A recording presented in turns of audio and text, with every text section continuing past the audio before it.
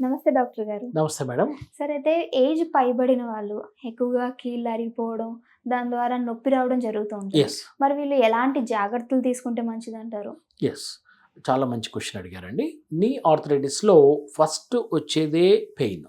Knee pain వస్తూ ఉంటుంది. కొంతమందికి ఏంటంటే ఫస్ట్ స్టేజ్‌లో ఎక్కువ నడిచినా, ఎక్కువ యాక్టివిటీ చేసినా, స్పోర్ట్స్ హ్మ్. ఆడినా వాళ్ళకి నొప్పొస్తుంది. అది ఆర్థరైటిస్ పెరిగే కొద్దీ ఈవెన్ అట్ రెస్ట్ కూడా కూర్చొని లేచినా, నార్మల్ పనులు చేసినా కూడా వాళ్ళకి పెయిన్ వస్తూ ఉంటుంది. అవును. సో, ఈ పెయిన్ మేనేజ్‌మెంట్ ఎలా చేయాలి నీ ఆర్థరైటిస్‌లో అనగానే ఏంటంటే, మనకి మోకాలు నొప్పులు స్టార్ట్ అయినప్పుడు ఫస్ట్ మనం డాక్టర్ దగ్గరికెళ్ళి కలవాలి. ఆర్థోపెడిక్ డాక్టర్స్‌కెళ్ళిస్తే వాళ్ళు తరోగా ఎగ్జామిన్ చేసి ఆర్థరైటిస్ నీ జాయింట్ నుంచి వస్తుందా? లేక వేరే దగ్గర నుంచి వస్తుందా? అని చూస్తారు. ఫర్ ఎగ్జాంపుల్ బ్యాక్ పెయిన్ ఉన్నా కూడా నీ పెయిన్ రావచ్చు. హిప్ పెయిన్ ఉన్నా కూడా నీ పెయిన్ రావచ్చు. లేదా ఏదైనా మజిల్ ప్రాబ్లమ్స్ ఉన్నా, బర్సైటిస్ ఉన్నా కూడా నీ పెయిన్ రావచ్చు. సో, అసలు నీ అరగడం వల్ల వచ్చిందా లేదా అని వాళ్ళు ఎగ్జామిన్ చేస్తారు. ఒక ఎక్స్‌రే తీసుకుంటారు. ఎక్స్‌రేలో మనకి తెలుస్తుంది ఎంతవరకు అరిగిందనేది. దాన్ని బట్టి ట్రీట్మెంట్ ఉంటుంది. ఫస్ట్ థెరపీ ఏం చేస్తాము, వాళ్ళు ఓవర్ వెయిట్ ఉన్న వాళ్ళని వెయిట్ తగ్గిమని చెప్తాం. హ్మ్. 2 ఫిజియోథెరపీ చేసుకోమంటాం. ఫిజియోథెరపీ వాళ్ళే సెల్ఫ్‌గా చేసుకోవచ్చు. ఓకే. ఫిజియోథెరపీ అంటే ఏంటంటే, మనకి మోకాలు చుట్టూ ఉన్నటువంటి మజిల్స్‌ని అంటే క్వాడ్రిసెప్స్ మజిల్స్, బ్యాక్ ఉన్నదాన్ని హ్యామ్‌స్ట్రింగ్స్ అంటాం. దీనిని స్ట్రెంథెనింగ్ చేయాలి. సింపుల్ ఉదాహరణ ఏంటంటే, మీకు కార్ ఉందండి. హ్మ్. వెల్ ఇన్‌ఫ్లేటెడ్ టైర్స్ అంటే కార్లలో టైర్‌లో గాలి బాగుంటే ఏమవుతుంది? కారు కారు మంచిగా వెళ్తుంది. ప్రొటెక్ట్‌గా ఉంటుంది. హ్మ్. సేమ్ ఇదే. మనకి గాలి అంటే ఏంటి? మజిల్స్. మజిల్స్ బాగున్నాయనుకుంటే నీ జాయింట్‌ని కూడా ప్రొటెక్ట్ చేస్తుంటుంది. Very simple. సో, మనం ఫిజియోథెరపీ చేయడం వల్ల మూమెంట్స్ పెరుగుతాయి, మజిల్స్ స్ట్రెంత్ అవుతాయి. So that it protects the knee joint. నీ జాయింట్‌ని కాపాడుతుంది మజిల్స్ వల్ల. అది వెరీ ఓకే. సింపుల్. వాళ్ళ చేతిలోనే ఉంది. రోజు ఒక 15, 20 నిమిషాలు స్పెండ్ చేస్తే సరిపోతుంది. ఓకే. ఒకటి వెయిట్ రిడక్షను, ఫిజియోథెరపీ చేసుకోవడం, మెట్లు ఎక్కడం, దిగడం, కింద కూర్చోవడం, ఇండియన్ టాయిలెట్ తగ్గించాలి. అవును సార్, మీరన్నారు అవును. డాక్టర్‌ని కలవాలి అని. అవును. మరి ఏ స్టేజ్‌లో వాళ్ళకి అర్థమవుతుంది? కొంతమంది ఏంటంటే పెయిన్ హ్మ్. రాగానే పెయిన్ కిల్లర్స్ యూజ్ చేస్తా చేస్తారు. ఉంటారు. అది వెంటనే తగ్గిపోతుంది. మరి ఏ తగ్గుతుంది. స్టేజ్‌లో వస్తే ఆ! మంచిదంటారు డాక్టర్‌ని అది కలవడానికి? సెల్ఫ్ ట్రీట్మెంట్ అనేది యూ షుడ్ నాట్ డూ. హ్మ్. ఎందుకంటే నొప్పి ఏదో ఒకసారి ఏదో బెనికింది అది అన్నప్పుడు ఓకే. రెగ్యులర్‌గా పెయిన్ వస్తుంటుంది, కంటిన్యూయస్‌గా పెయిన్ ఉంటుంది అంటే డాక్టర్‌ని కలవడం మంచిది. సెల్ఫ్ ట్రీట్మెంట్ తీసుకోకూడదు. ఏదో ఇంటర్నెట్‌లో చదివి ట్రీట్మెంట్ తీసుకోవడం అనేది నాట్ అడ్వైజబుల్. హ్మ్. ఒకసారి డాక్టర్‌ని కలిస్తే వాళ్ళు క్షుణ్ణంగా పరీక్షిస్తారు. మరియు కొన్ని ఇన్వెస్టిగేషన్స్ అంటే ఎక్స్‌రే అవి తీస్తారు. దాంట్లో తెలిసిపోతుంది ఆర్థరైటిస్ ఎంత గ్రేడ్‌లో ఉన్నాయని. హ్మ్. నార్మల్‌గా 4 గ్రేడ్స్ అంటాం మనం ఎక్స్‌రే చూసి. Grade 1, grade 2, grade 3, grade 4. Grade 1 అంటే కొంచెం అరిగిపోవడం, గ్రేడ్ 4 అంటే సివియర్‌గా అరిగిపోవడం.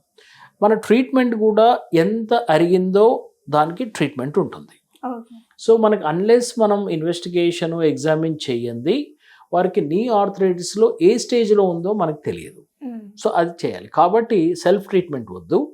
నీ పెయిన్స్ వస్తే డాక్టర్‌ని కలవండి. ఆర్థోపెడిక్ సర్జన్‌ని మీ దగ్గర అవైలబుల్ తెలిసిన వారి దగ్గరికెళ్ళండి. Available doctors దగ్గరికెళ్ళండి.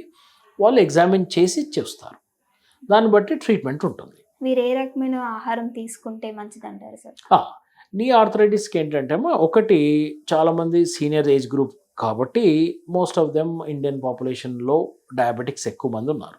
సో, అవును. డయాబెటిక్ డైట్ ఒకటి తీసుకోవాలి. 2 బ్యాలెన్స్ డైట్ అమ్మా. బ్యాలెన్స్ డైట్ అంటే ఏంటి?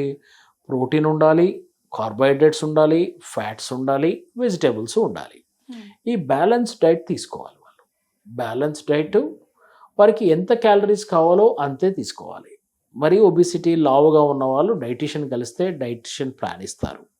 అవైలబుల్ రిసోర్సెస్ వాళ్ళ దగ్గర ఉన్నవి, వాళ్ళ దగ్గర ఉన్న బడ్జెట్ డైటే తీసుకోవాలి. అబ్నార్మల్ డైట్ మనం కొని అవన్నీ చేయలేరు. లాంగ్ టర్మ్‌గా ఎక్కువ రోజులు చేయలేరు. Okay sir. సో, డైట్ ఏంటి ఉన్న దాంట్లోనే ఏది బెస్ట్ ఫుడ్డు, ఏది దాన్ని బట్టి చూసుకోవాలి. ఇంకోటేంటంటే ప్రోటీన్ ఫుడ్ తీసుకోవాలి. హ్మ్.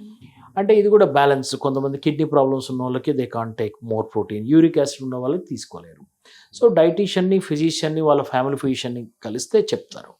ఒకటి బ్యాలెన్స్ డైటు, ఒకటి అన్ని సమపాలలో ఉండాలి. అంటే vegetables, fruits, protein, carbohydrates, fat అన్నీ కలిసి ఉంటేనే మనకి బ్యాలెన్స్ డైట్ ఉంటుంది. ఇంకోటేంటంటే కాల్షియం రిచ్ ఫుడ్స్ తినాలి. What is calcium rich foods అంటే dairy products. Milk, cheese, yogurt, paneer, butter milk. అంటే దీంట్లో సార్ ఇప్పుడు 18 ఏజ్ దాటిన వాళ్ళు మిల్క్ తాగొద్దు అంటున్నారు కదా సార్? లేదు లేదు, ఎవరు చెప్పారు milk? Absolutely hmm. No, they have to take milk, తాగాలి, తీసుకోవాలి. అన్లెస్ దే హ్యావ్ అలర్జీస్ ఉంటే తప్పితే నార్మల్గా అలర్జీ లేని వాళ్ళు డైరీ ప్రోడక్ట్స్ తీసుకోవాలి. మిల్క్ రిలేటెడ్ ప్రోడక్ట్స్ తీసుకుంటే కాల్షియం వస్తుంది. ఒకవేళ అలర్జీ ఉన్న వాళ్ళకి కాల్షియం టాబ్లెట్స్ తీసుకోవాలి, సప్లిమెంట్స్ తీసుకోవాలి, ఓకే. సన్ ఎక్స్పోజర్ తీసుకోవాలి, vitamin D levels, B12 levels రెగ్యులర్గా చెకప్ చేసుకొని, యాన్యువల్ హెల్త్ చెకప్ చేసుకొని, తక్కువ ఉంటే డాక్టర్ అడ్వైస్ తీసుకొని సప్లిమెంట్స్ తీసుకోవాలి. సన్ కి ఎక్స్పోజ్ అవ్వాలంటున్నారు కానీ Sun ఇప్పుడు కి. ఏంటంటే సార్ అందరూ Yes. నైట్ షిఫ్ట్స్ అవుతున్నాయి, డే అంతా పడుకొని ఉంటున్నారు. మరి అలాంటి వాళ్ళు ఎలాంటి జాగ్రత్తలు తీసుకోవాలో చెప్పండి సార్? అది కరెక్ట్, చాలా మంచి ప్రశ్న అడిగారు. సో వాళ్ళకి ఎప్పుడు అవకాశం ఉంటే అప్పుడు ఎక్స్పోజ్ అవ్వాలి. జనరల్గా మిడ్ టైము 7 గంటలకి 8 గంటలకు కాదు, వాళ్ళకి 12 అవర్స్లో మనకి సన్, మనకి ఇండియాలో లక్కీగా మనకి 10 to 12 అవర్స్ సన్ ఉంటారు మనకి. So even night duty shift చేసిన వాళ్ళు కూడా వాళ్ళు మార్నింగ్ 6:30, 7 కల్లా ఇంటికి వస్తారు.